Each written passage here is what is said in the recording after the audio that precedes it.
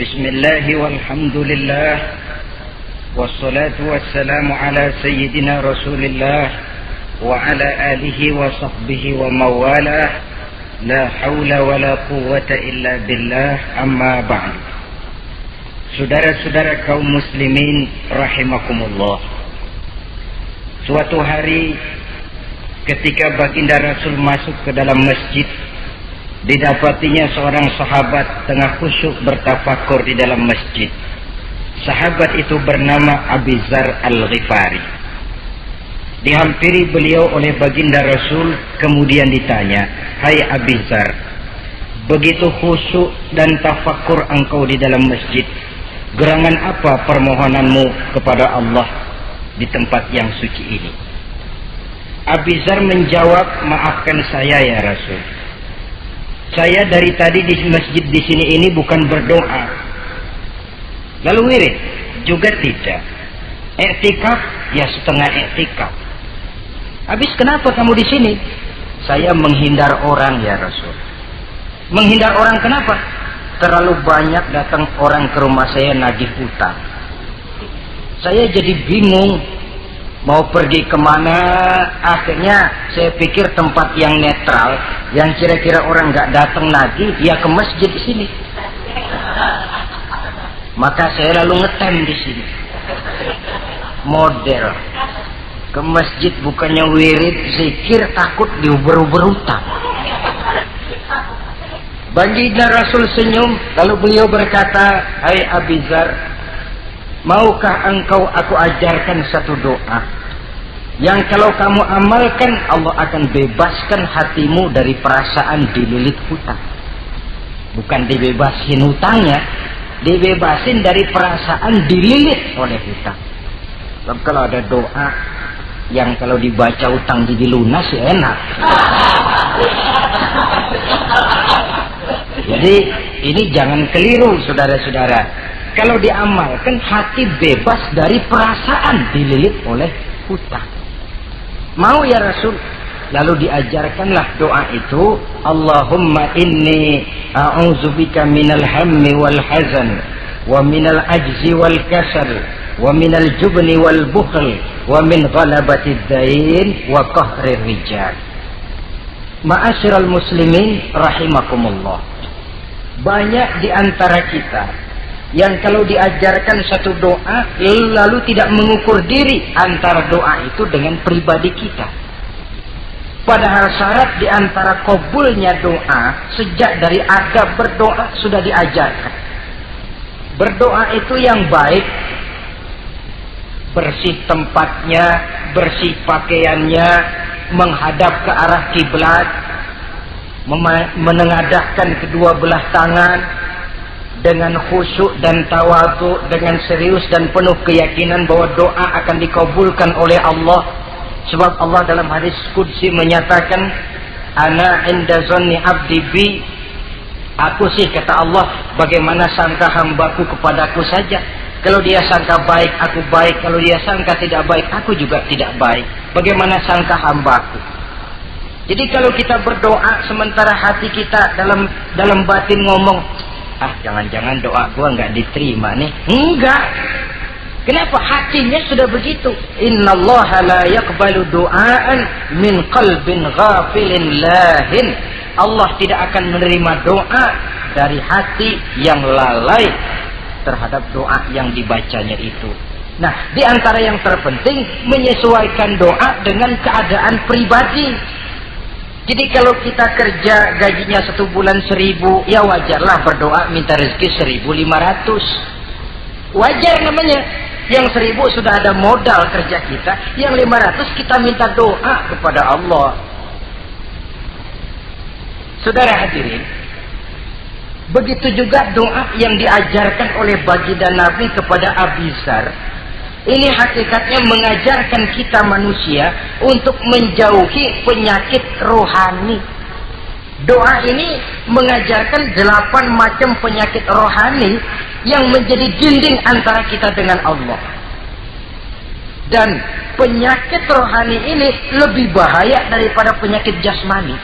Kenapa? Penyakit rohani tidak menyebabkan orang masuk neraka. Nah, maaf, penyakit jasmani tidak menyebabkan orang masuk neraka. Yang menyebabkan orang masuk neraka adalah penyakit rohani. Di akhirat itu nanti tidak ada penduduk neraka ditanya, "Mas, sampean kenapa masuk neraka?" "Anu Pak, saya di dunia dulu korengan."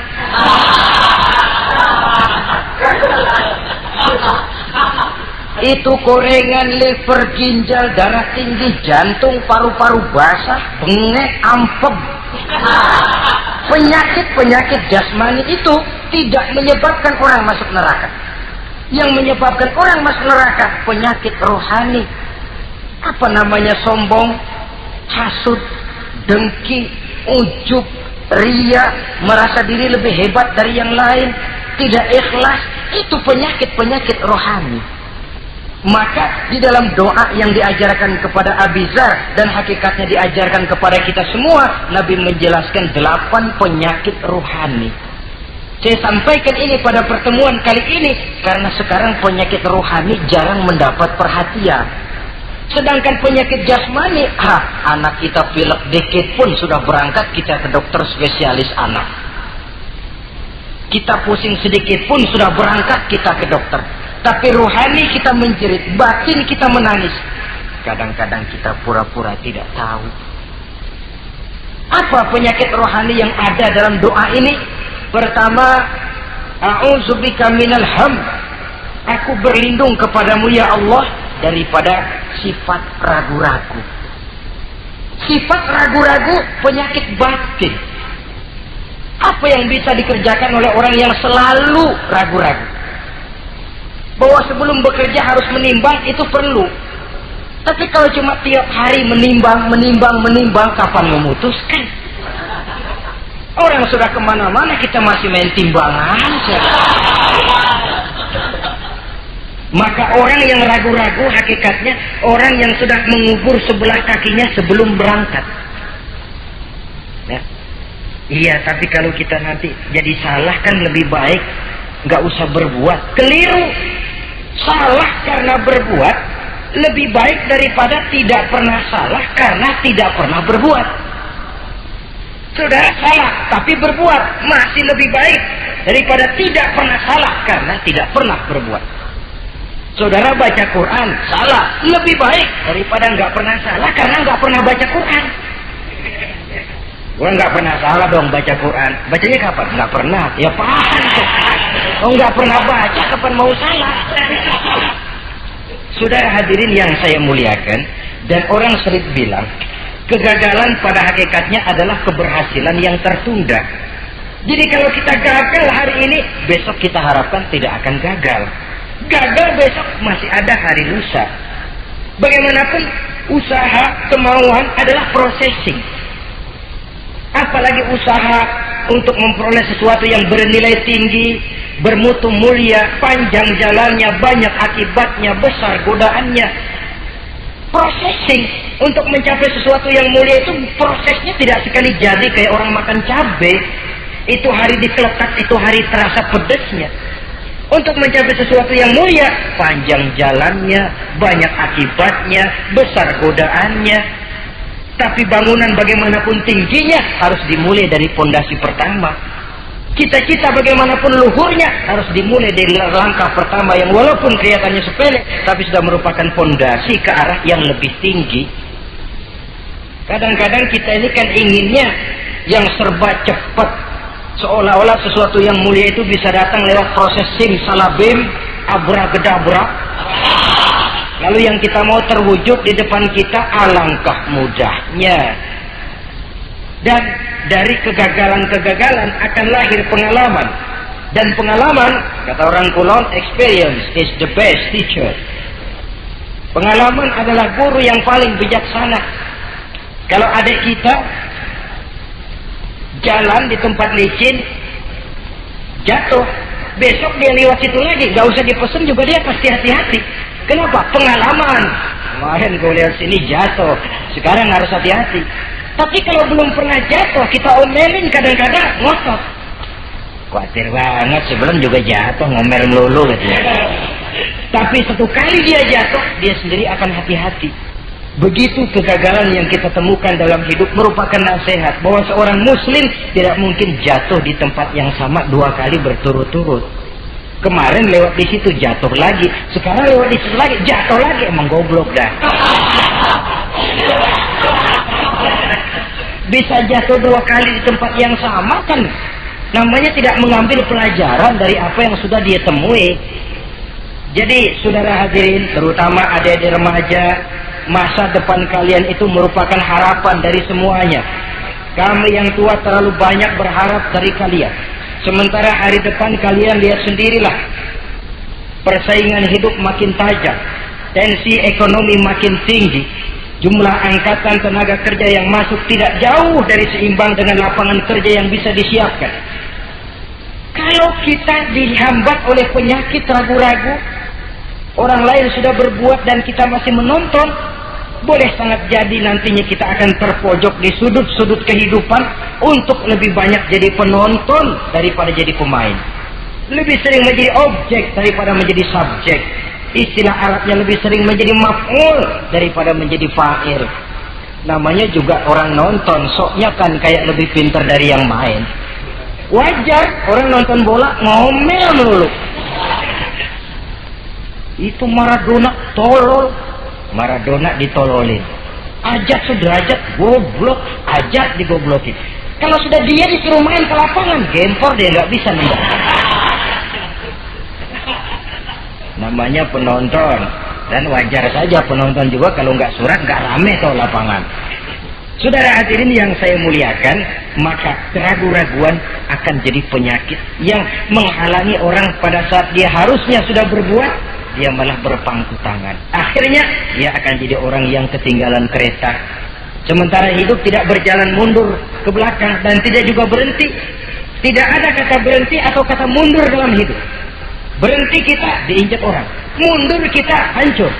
Hidup ini seperti cerita tentaranya Tariq bin Ziyad ketika menyeberang ke daratan Spanyol di Selat Jabal Tariq. Sejarah menyebutnya Gibraltar ya. Itu bahasa Spanyol, lidah Spanyol dengan lidah Arab. Kita Jabal Tariq, dia Gibraltar. Kita Ibn Rushdi, dia Averroes. Saudara-saudara, ketika pasukan sudah menyeberang ke daratan, seluruh kapal-kapal ini dibakar oleh Tariq bin Ziyad. Beliau sadar menghadapi tentara yang jumlahnya lebih banyak dari tentaranya sendiri. Maka seluruh kapal dibakar. Lalu beliau pidato di depan tentaranya. Ayuhan nas, ainal mafar, al-bahru min waraikum, wal adu amamakum. Saudara-saudara, sekarang mau lari kemana? Kita tidak punya pilihan lain. Di belakang laut, di depan musuh.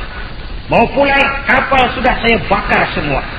Ini termasuk menghilangkan keraguan bala tentaranya.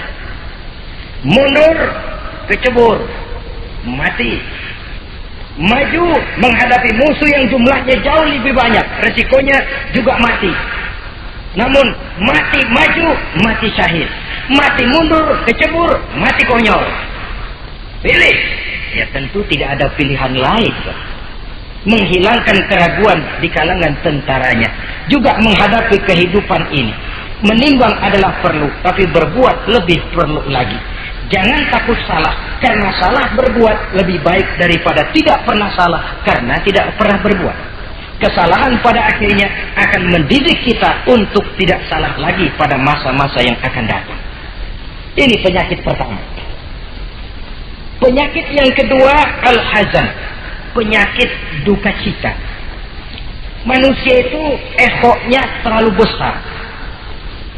Kalau dia kehilangan sesuatu yang dia tidak senangi atau menemukan sesuatu yang tidak dia harapkan, dia bersedih. Kesedihan itu timbul sebenarnya karena egonya. Bapaknya meninggal, dia sedih. Sebenarnya kesedihannya bukan karena matinya bapaknya, tapi kesedihannya karena dia tidak punya orang tua lagi. Dianya itu yang dia tangisi, akunya. Perkara bapaknya mati sih, memang semua yang hidup mesti mati. Tapi dia nggak punya bapak, itu yang lebih dia sedih. Akunya ini, egonya manusia itu. Seorang perempuan yang ditinggal mati oleh suaminya, dia menangis. Bukan karena suaminya yang mati, tapi karena dirinya tidak bersuami. Dirinya yang lebih banyak dia tangisi. Ehonya itu yang lebih banyak bicara. Oleh karena itu agama mengajarkan, kata Nabi, ahbib habibaka haunan ma asa ayyakuna baghidaka yawman ma wa abghid baghidaka haunan ma asa ayyakuna habibaka yawman ma. Cintailah apa yang kamu cintai sekedarnya saja. Sebab sangat boleh jadi yang sekarang kamu paling cinta, besok jadi yang paling kamu benci. Tapi bencilah apa yang kamu benci sekedarnya saja. Sebab boleh jadi yang hari ini paling kamu benci, besok akan kamu paling cintai. Saudara-saudara kaum muslimin, maka cintailah harta, cintailah kedudukan, cintailah harta benda, cintailah anak dan istri sekedarnya saja. Sehingga tidak berurat dan berakar. Sebab kalau dia sampai berurat dan berakar di hati ini, nanti ketika datang saat berpisah, kita seakan tidak mau menghadapi kenyataan. Kita seakan ingin lari dari kenyataan. Tetapi kalau bersifat ala kadarnya, seluruhnya sudah diperhitungkan. Oleh karena itu, untuk mengatasi sifat duka cita ini, kuncinya adalah iman.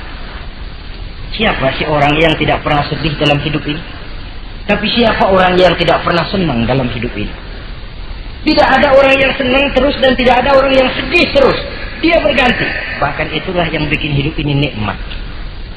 Coba kalau hidup ini isinya ketawa saja, monoton.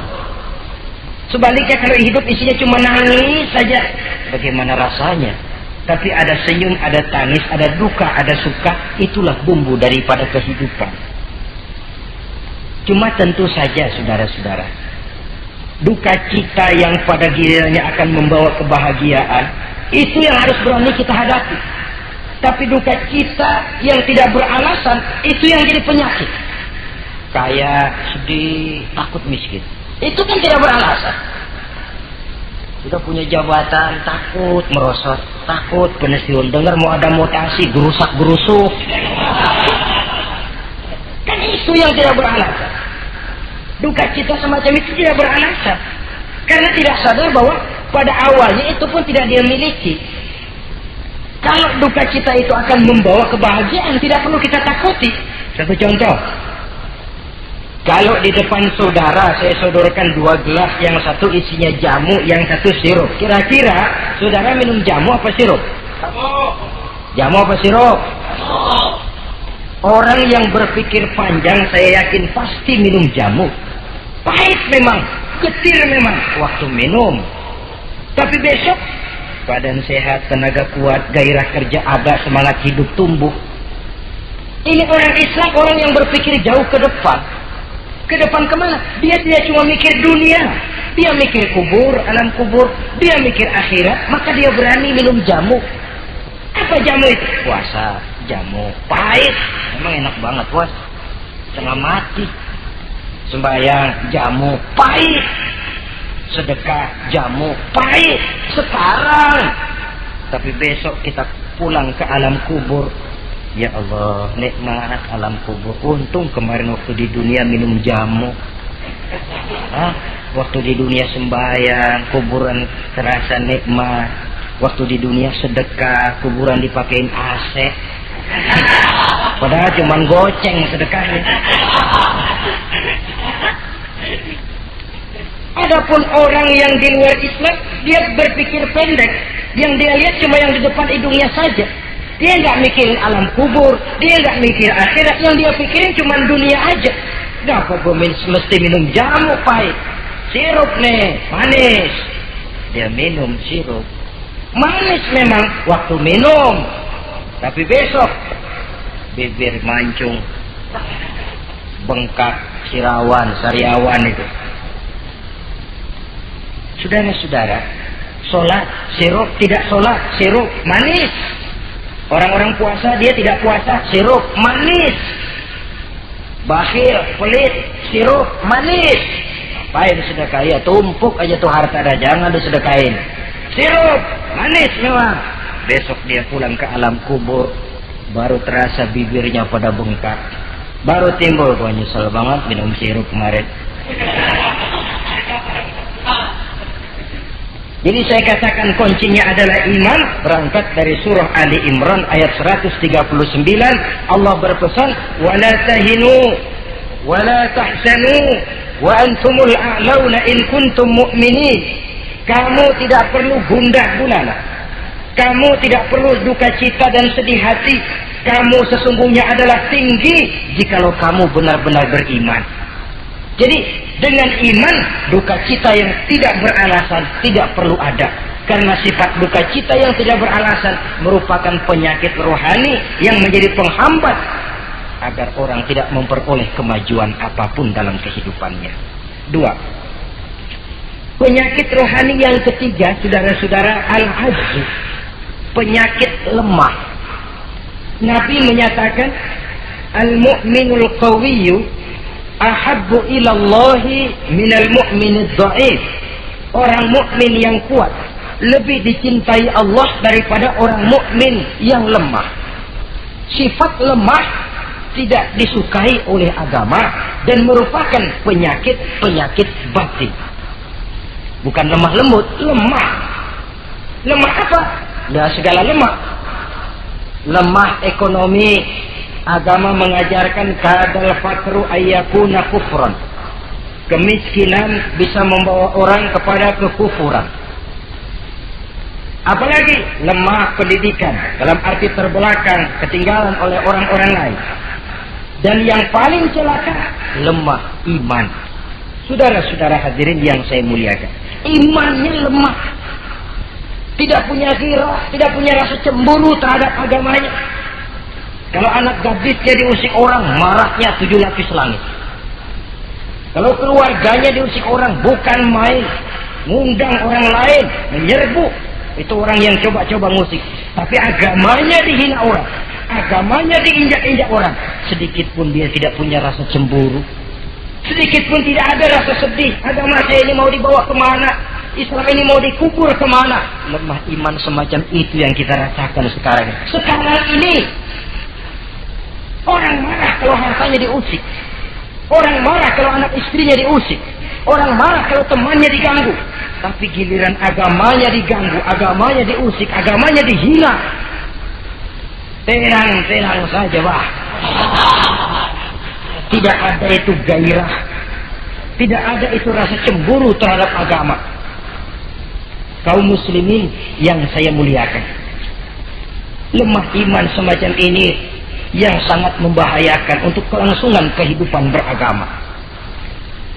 Di zaman Khalifah Umar bin Abdul Aziz, dalam satu pertempuran melawan orang-orang kafir, tentaranya mengalami kekalahan. Karena kalah, banyak yang ditahan jadi tawanan orang kafir, termasuk 3 orang ofisir setingkat komandan dan beberapa puluh prajurit ditahan di negara kafir ini. Terhadap tahanan-tahanan Islam ini, Raja kafir musyawarah sama para menterinya, terutama Perdana Menteri. Tuan Perdana Menteri, kata Raja kafir, bagaimana? Ini tahanan-tahanan Islam yang enak kita apain? Ya terserah Tuan Raja, kita bunuh saja supaya habis urusan. Ya terserah Tuan Raja, tapi saya pikir-pikir soal bunuh sih gampang. Cuma apa tidak lebih baik kalau mereka kita bujuk saja supaya ikut ke dalam agama kita, meninggalkan Islam agamanya, meninggalkan Khalifah Umar bin Abdul Aziz sebagai pemimpinnya. Itu namanya kita sudah berprinsip senjata makan tuan. Nanti kita pasang mereka untuk menghantam orang Islam sendiri. Pikir aja, betul juga Perdana Menteri. Iya, bujuk saja mereka. Caranya bagaimana? Adili saja di pengadilan secara terbuka supaya jatuh mentalnya, dia mau keluar dari Islam, ikut ke dalam agama kita. Baik, diadili secara terbuka. Yang adilin langsung Raja kafir, dihadiri oleh banyak tentara-tentara kafir. Yang mula-mula diadilin 3 orang komandan ini. Ofisir pertama maju ke depan. Maju komandan pertama. Ofisir, saya Tuan Raja. Kamu tahu siapa kamu sekarang? Saya tahu, saya tahanan.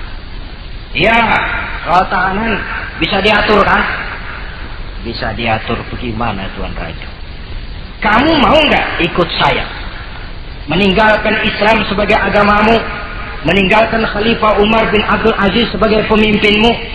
Kalau kamu mau opsir, pindah agama saya, nanti kamu akan saya berikan kedudukan yang tinggi, gaji yang cukup, rumah cukup, istri cukup, kendaraan cukup. Pindah saja opsir. Tuan Raja, bagaimana? Apa Tuan kira selama ini saya berjuang karena mencari kedudukan, mencari harta, mencari tanda jasa? Tidak, Tuan Raja. Saya berjuang di bawah bendera Khalifah Umar bin Abdul Aziz li'i'la'i kalimatillah, untuk menegakkan kalimat Allah. Saya tidak akan tergiur dengan tawaran Tuan Raja. Kamu gila ya? Biari.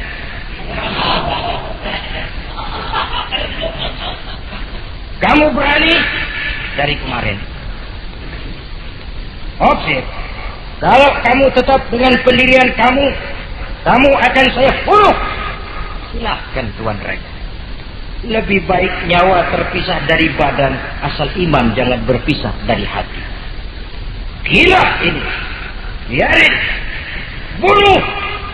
Datang Al-Fujur, dipancung kepalanya, putus lehernya dengan badannya pisah. Jatuh kepala itu ngegelinting ke bawah, muter kepala itu kayak orang tua sambil ngaji baca Quran. Tinggal kepalanya saja, bisa dengan badan masih sempat ngaji. Sampai Raja kafir bingung, minggir, ini ada kepala ngaji. Ayatnya yang dia baca, ya ayyatuhan nafsul mutmainnah, irji'i ila rabbiki radiyatan mardiyah. Wahai jiwa yang tenang, kembalilah kamu menghadap Allah dengan ridha dan diridhoi. Engkau gugur sebagai syahid, tidak tergiur oleh bujukan harta, tahta dan kedudukan. Niatmu ikhlas karena Allah, kembalilah menghadap Allah dengan ridha dan diridhoi.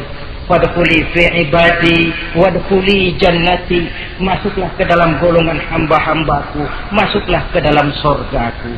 Di penghujung ayat, matanya tertutup dengan rapat, bibirnya senyum menghadap Allah, gugur sebagai syahid. Raja kafir geleng kepala, dasar santri gila, sudah mau mati masih ngaji. Opsir yang kedua, komandan kedua yang jadi tahanan ini, kata Raja, opsir kedua, saya Tuan Raja. Kamu sudah lihat temanmu opsir pertama tadi? Sudah Tuan Raja. Mati kan? Mati. Kamu mau mati? Atau mau ikut saya? Keluar dari agamamu Islam dengan pangkat cukup, gaji cukup, rumah cukup. Bagaimana? Sudah Tuan Raja. Sudah apa? Sudah, jangan banyak omong.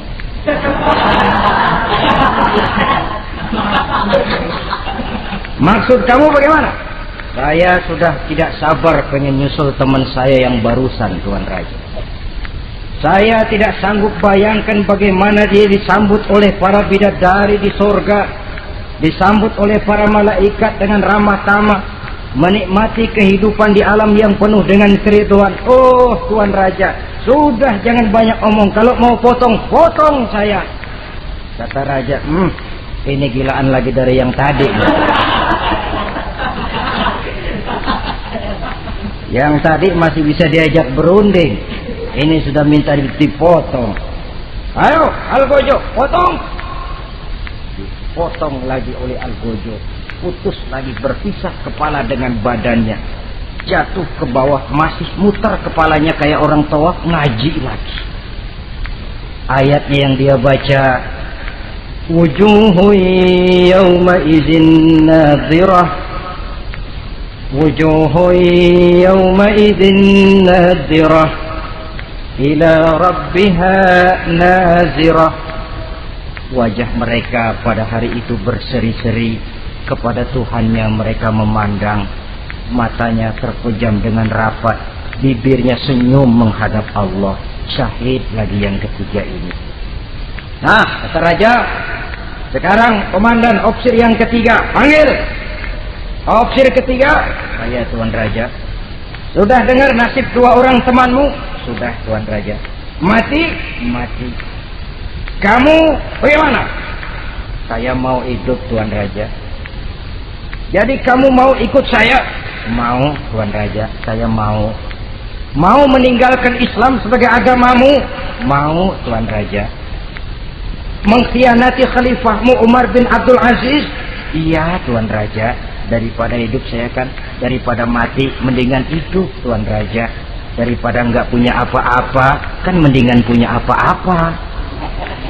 Baik, baik. Nanti saya musyawarah sama Perdana Menteri, kamu saya angkat jadi pejabat tinggi. Baik Tuan Raja. Akhirnya Raja musyawarah. Perdana Menteri, saya Tuan Raja. Ini opsir ketiga baik ini, mau ikut kita keluar dari Islam. Kita angkat jadi apa dia? Itu sih urusan Tuan soal angkat mengangkat. Cuman saya pikir-pikir kok aneh Tuan Raja. Aneh bagaimana? Ini opsir ketiga ini kok mau ya meninggalkan agamanya. Mau mengkhianati saudaranya sendiri. Saudaranya sebangsa, setanah air, seiman, sekeyakinan. Hanya karena ditawari oleh kedudukan mau dia khianati. Orang itu kalau sudah mau mengkhianati bangsanya sendiri Tuan Raja, apalagi bangsa lain. Sekarang ini dia sopan sama kita karena kepengen selamat. Nanti kalau ada kesempatan bukan kita yang ditikam dari belakang, senjata makan Tuan. Jadi menurut kamu bagaimana Perdana Menteri? Menurut saya opsir ketiga ini komandan bejat. Masa orang bejat jadi pejabat, rusak rakyat. Malah orang dua yang mati itu orang bagus, punya prinsip, punya pendirian, nyawa taruhannya iman tidak goyah. Itu malah kalau bisa yang dua itu dihidupin lagi. Orang punya pendirian, ya hidupin tuh gimana udah kadang mati. Tidak bisa. Jadi yang ketiga ini gimana? Kalau menurut saya yang ketiga ini bunuh saja Tuan Raja. Ngapain miara orang bahaya? Bunuh saja. Bunuh. Iyalah kalau begitu bunuh saja. Betul juga kamu. Sidang dibuka kembali. Opsir ketiga, gimana Tuan Raja? Saya diangkat jadi apa? Kamu nggak diangkat. Nggak diangkat bagaimana? Kamu opsir bejat. Kok bejat? Iya. Agamamu saja kamu mau tinggalkan. Saudaramu sebangsa setanah air mau kamu khianati. Apalagi kami yang orang lain bangsa dengan kamu. Kalau ada kesempatan kami akan kamu tikam dari belakang. Jadi saya gimana? Kamu dibunuh. Bunuh. Tuan Raja. Bunuh. Iyalah bunuh. Tapi saya mau Islam lagi Tadinya saya mau keluar dari Islam, saya pikir dapat kedudukan tinggi kalau dibunuh juga. Iyalah bunuh, tapi saya tak Islam lagi. Terserah mau Islam mau tidak, pokoknya bunuh. Iya, saya mau Islam lagi. Cepat. Iya.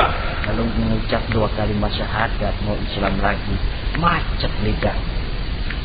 Ayo cepat. Iya Pak. Asyhadu Enggak bisa mengucap syahadat. Ayo cepat. Iya Pak. Asyhadu Enggak bisa. Sampai goloknya al-kujo keburu sampai ke lehernya. Putus leher itu, pisah kepala dengan badan, jatuh kepalanya ke bawah. Dia bekas orang Islam, masih bisa ngaji juga, cuman ayat yang dibacanya lain sama yang dibaca dua temannya tadi. Ayat yang dia baca begini, afaman haqqat alaihi kalimatul azab afa anta tunkizu man finnar. Orang yang sudah memang akan mendapat vonis azab di neraka, bisakah kamu menyelamatkan mereka dari azab yang sangat pedih? Bertahun-tahun dia berjuang untuk Islam di bawah kepemimpinan Umar bin Abdul Aziz dengan niat li'la'i kalimatillah.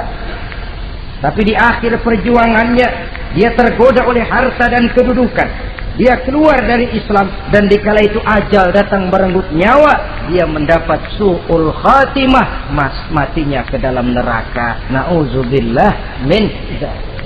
Ini termasuk lemah iman, saudara-saudara, dan itu penyakit yang bahaya. Biar lemah ekonomi, biar lemah pendidikan, kalau iman kuat insya Allah masih ketolong. Tapi biar ekonomi kuat, pendidikan kuat, iman lemah, malah yang kuat tadi akan menghancurkan nilai iman yang lemah itu tadi.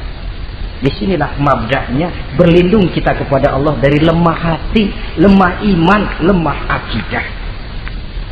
Baik, penyakit rohani yang ketiga, wa a'udzubika minal kasal. Aku berlindung kepadamu ya Allah daripada sifat penyakit malas. Malas adalah penyakit batin.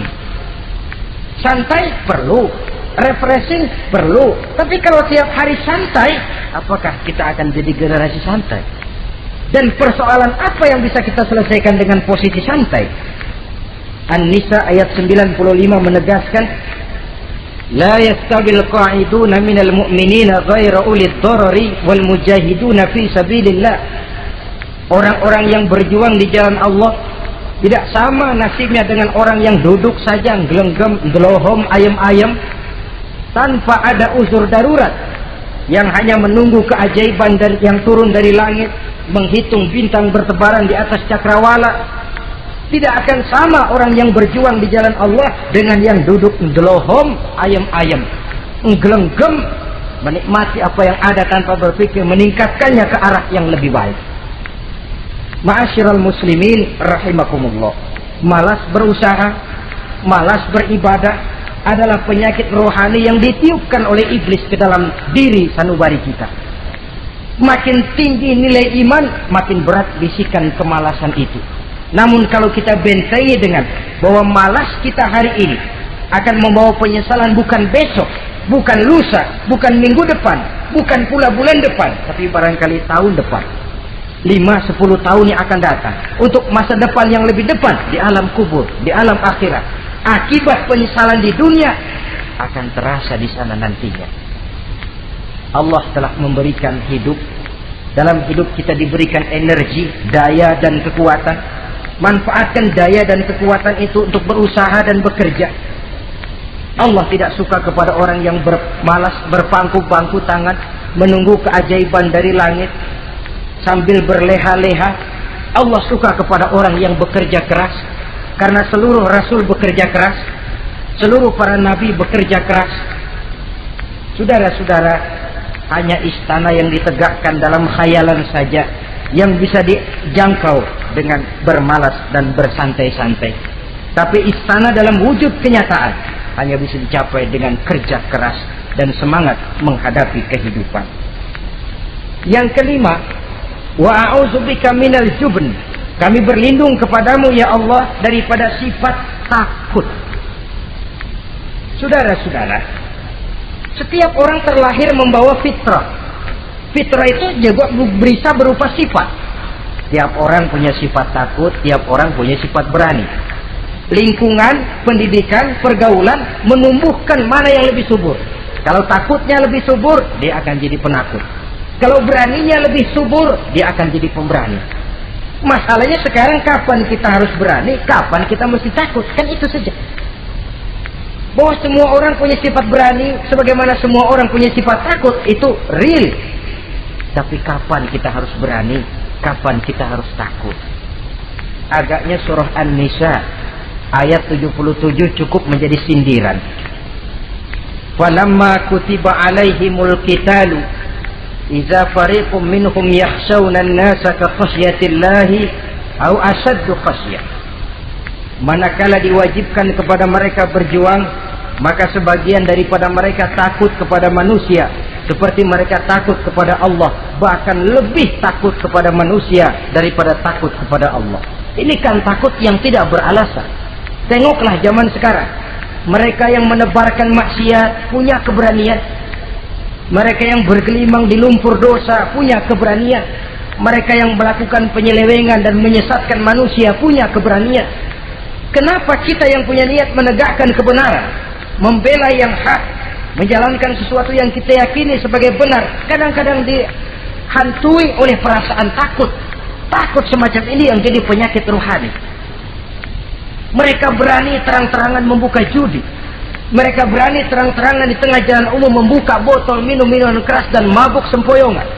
Mereka berani terang-terangan di tempat ramai merampok dan menodong. Mereka berani korupsi, memakan uang yang bukan haknya. Mereka berani untuk sesuatu yang sesat dan menyesatkan. Kenapa kita tiba-tiba di hadapan sesuatu yang kita yakini benarnya kita jadi lemah, kita jadi takut, lebih takut kepada manusia daripada kepada Allah? Padahal terkena kita penjara manusia paling banter seumur hidup kita. Tapi penjara Allah, nerakanya Allah, azabnya Allah, bukankah sesuatu yang mestinya harus paling kita takuti? Oleh sebab itu terutama generasi muda, bangkitlah, tegakkan yang ma'ruf, hancurkan yang munkar sesuai dengan kemampuanmu, dengan cara yang bijaksana tentunya, tidak dengan cara yang frontal. Tapi yang saya maksud, kalau mereka yang berdiri di kubu kemunkaran punya keberanian. Kenapa kita yang berdiri di atas yang hak dan benar kadang ragu kalau kita tidak takut sama sekali? Saudara-saudara kaum muslimin rahimakumullah, oleh karenanya kita takut, memang takut kalau harus melanggar perintah Allah. Kita harus berani pada saat kita merasa melaksanakan apa yang diperintahkan Allah, berani terhadap melaksanakan perintahnya, takut kalau sampai melaksanakan larangannya. Jadi ada waktunya kita berani, ada waktunya kita takut. Dengan demikian, sifat penakut ini menjadi handicap, menjadi penghalang yang menghalangi kita daripada kemajuan dan kemajuan. Iya, Islam sih Islam, Pak. Tapi kalau nanti saya dipecat, anak saya makan apa, Pak? Islam sih Islam, Pak. Tapi ini risikonya, Pak. Bukankah Nabi sendiri pernah memang memperingatkan? Sayati ala ummati zamanun al-qabidu ala dinihi kal-qabid ala al-jamrah. Akan datang satu masa di tengah umatku di mana pada masa itu orang yang konsekuen dan teguh memegang agama seperti memegang bara di tangan. Dipegang tangan terbakar, dibuang bara terlepas. Konsekuen megang Islam, risikonya berat. Melepaskan dan masa bodoh terhadap Islam bertentangan dengan batin. Dikala itu beruntunglah orang-orang yang teguh dan kuat memegang agamanya. Ma'asyiral muslimin rahimakumullah. Hanya sifat berani yang menyebabkan Islam berhasil menembus dinding Jazirah Arabia, memasuki Bizantium dan Persia, mendarat di Spanyol, memasuki Selat Jabal Tariq, pada gilirannya mewarnai hampir 2/3 belahan bumi, menjadi mercusuar di lapangan ilmu dan peradaban. Berani karena benar. Jadi yang saya anjurkan itu bukan berani babi. Tahu berani babi? Mau nyeruduk aja. Berani yang tanpa perhitungan itu berani babi namanya, nyeruduk aja. Ya kalau kelempengan yang diseruduk tahu empuk. Tapi kalau yang diseruduk mesin giling kan bongkar kepala. Jadi bukan berani yang tanpa perhitungan, berani yang dengan taktik dan strategi. Sebab keberanian tanpa perhitungan akan menyebabkan kita menjadi orang yang ngawur. Dalam istilah sosial dinamakan trial and error, spekulasi namanya. Dan itu harus pulang kepada diri kita. Keberanian tidak bisa dipompakan, keberanian tidak bisa dicangkokkan, harus bermuara dari kita.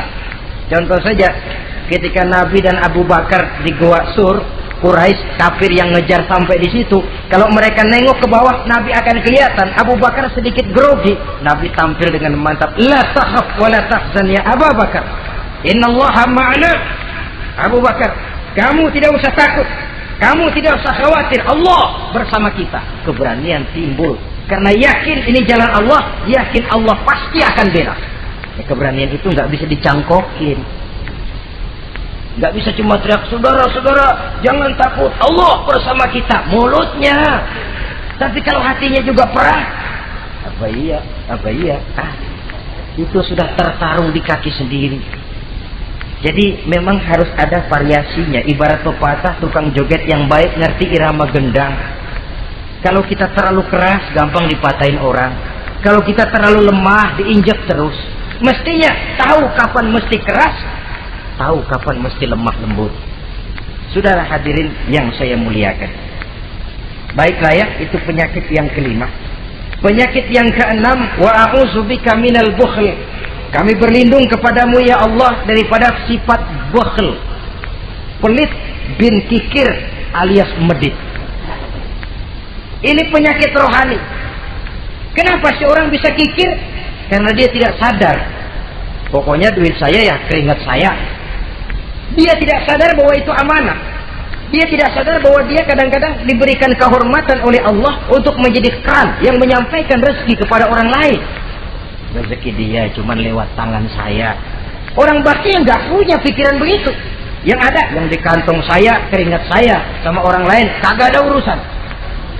Kalau dia sadar rezeki saya cuma lewat tangan, rezeki dia cuma lewat tangan saya, dia berfungsi sebagai keran, rasa bakhil itu tidak perlu ada. Yang kedua, orang bisa bakhil karena jama'a mala wa addada. Suka ngumpul-ngumpulin harta lalu ngitung-ngitung.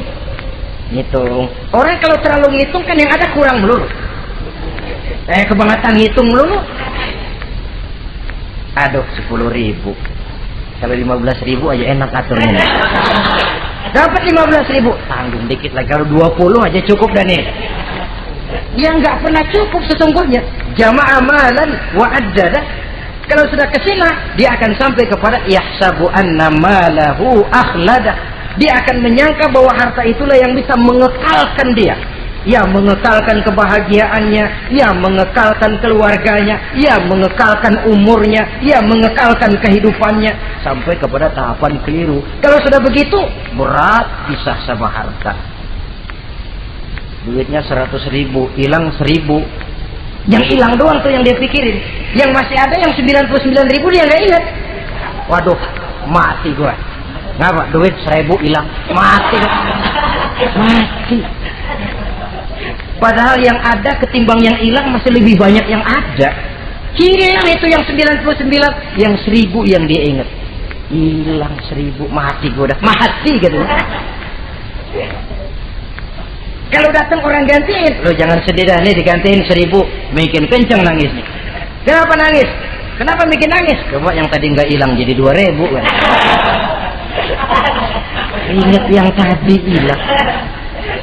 Kapan syukurnya kalau sudah jama'a malan wa addada? Prosesnya akan sampai kepada yahsabu anna malahu akhlada. Memang harta itu bisa mengekalkan kita. Kapan?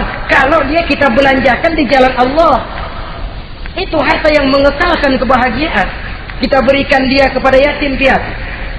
Kita berikan dia memperbaiki jalanan umum. Kita berikan dia membangun puskesmas. Kita berikan dia membangun masjid, pondok-pondok pesantren, memakmurkan majelis-majelis taklim. Itu harta yang mengekalkan kita. Adapun yang kita belikan, ya belikan pakaian pangkatnya toko. Bagus benar sekarang. 4-5 tahun yang akan datang lari ke dapur. Bukan dibersihin, ngebersihin. Makanan yang paling enaknya waktu di tenggorokan.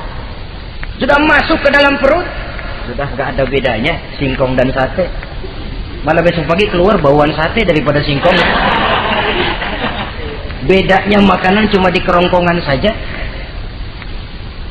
Saudara hadirin yang saya muliakan, jadi kalau sadarlah kita bahwa karunia yang datang itu memang amanah Allah, kenapa harus bakhil? Bahwa rezeki orang harus lewat tangan kita, kenapa harus mengelak?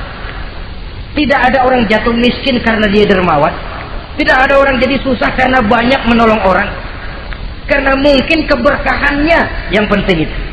Dia menolong orang, orang tidak bisa membalas, tapi Allah membukakan jalan lewat jalan lain yang tidak dia perkirakan sebelumnya.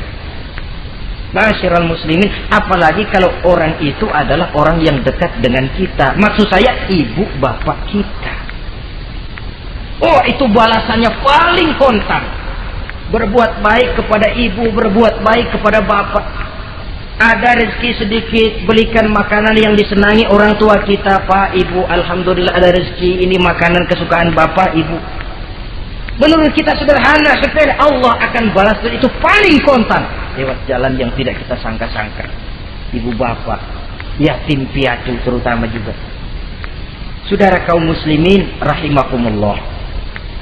Oleh karenanya, sekali lagi tidak ada orang jadi kaya karena dia kikir, pelit.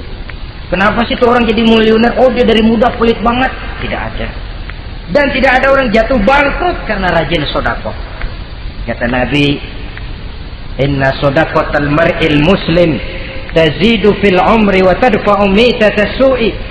Sesungguhnya sedekahnya seorang muslim bisa menambah panjang umur dan menyelamatkan orang dari mati secara su'ul khatimah. Panjang umur bisa artinya jumlahnya tambah, bisa berarti walaupun orangnya sudah mati, namanya tetap hidup dikenang orang kebaikannya. Itu pun panjang umur namanya. Namanya tidak hancur walaupun jasadnya hancur, masuk ke dalam tanah dimakan oleh cacing tanah. Namanya akan hidup terus, bahkan ditulis dengan tinta emas dalam sejarah. Bakhil, pelit adalah penyakit batin.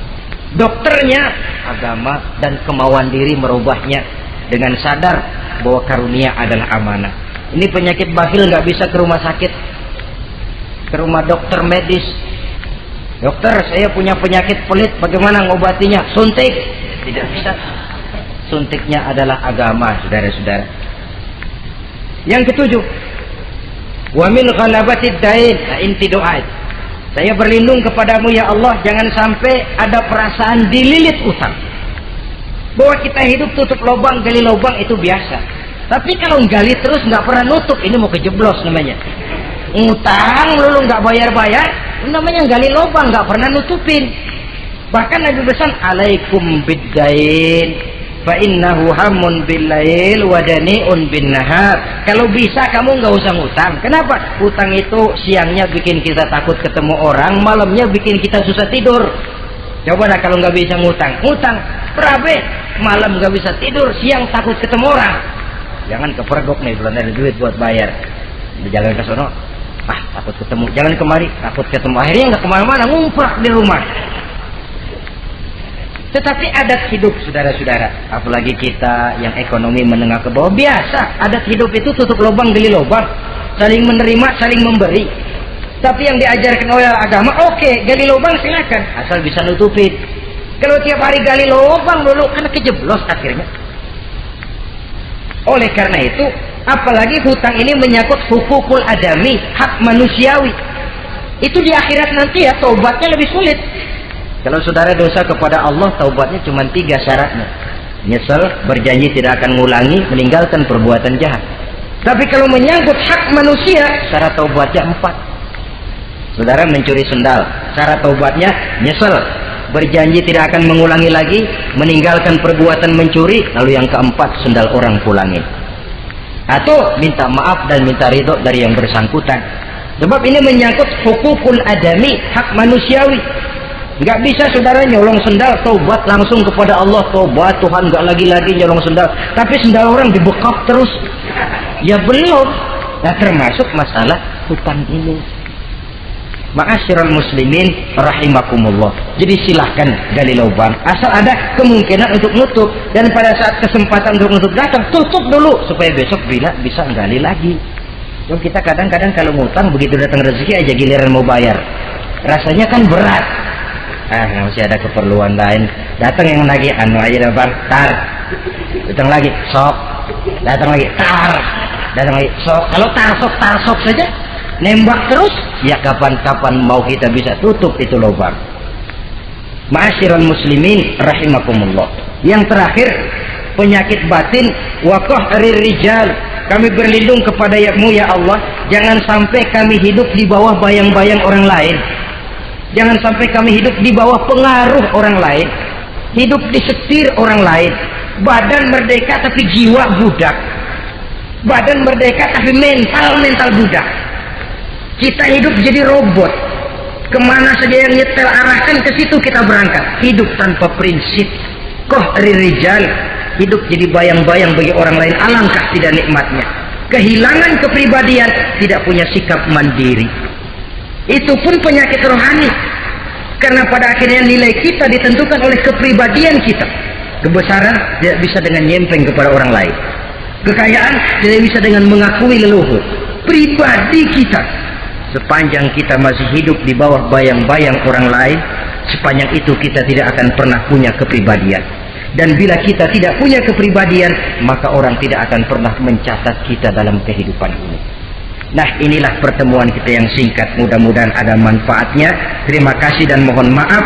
Wassalamualaikum warahmatullahi wabarakatuh.